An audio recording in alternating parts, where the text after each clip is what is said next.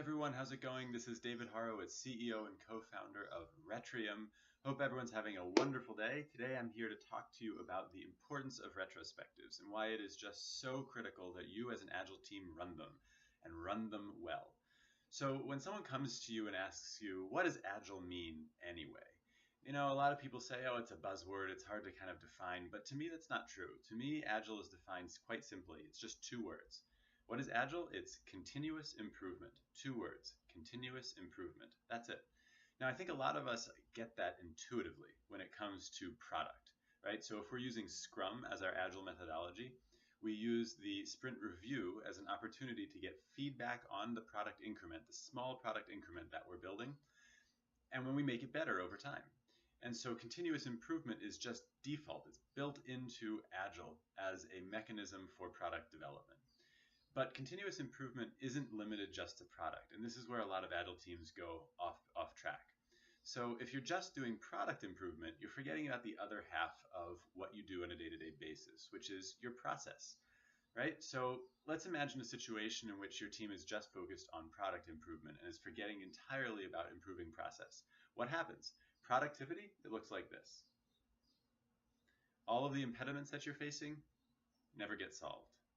In essence, what you're doing is you're forgetting to be Agile in the first place. I like to tell a little story, a little allegorical story. It goes back, maybe we're talking in the mid-1800s when there's that gold rush in the United States. Everyone from the eastern half of the country is moving out west to the riches of California to try to become wealthy. What do? They hop in with their family in these wagons, and they have some oxen that are pushing them out west, pulling them out west. And then inevitably you run into trouble, right? Maybe the problem is that a wheel breaks off your wagon.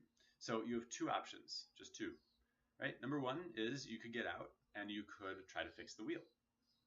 Number two is you could get out and you could pick up the wagon and start pushing. Now, it's obvious which of these two options we would pick, right? Every single one of us would say, forget that. I'm not going to pick up the wagon and push. That's impossible. We move way too slowly. Instead, we're going to take time out to fix the underlying issue, which is that wheel. So that all makes sense to us. We don't have to give any extra explanation there. But somehow, when it comes to our professional lives, when we're building software using Agile, we forget that that is just fundamentally the best way of operating. When you identify a critical problem, an impediment that's preventing you from moving faster or operating better as a team, somehow in our professional lives, a lot of us say, just kind of an artifact of where we're working or what we're doing. No, don't do that. That's wrong. If you've identified a problem, stop the production line, fix it. I guarantee you that although in the short run, you're going to lower your productivity to zero, you're stopping to run what's called the retrospective. In the long run, by fixing those issues, your productivity will start looking like this. And you will save time and you'll be better as a team in the long run as a result of that. So what is it about retrospectives that is just so important? It goes back to the beginning of what I said, which is, what is Agile? Two words, continuous improvement.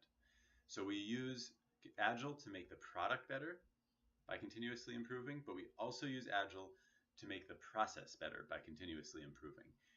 And how do we do that? We use the retrospective. I'll leave you with the following little note.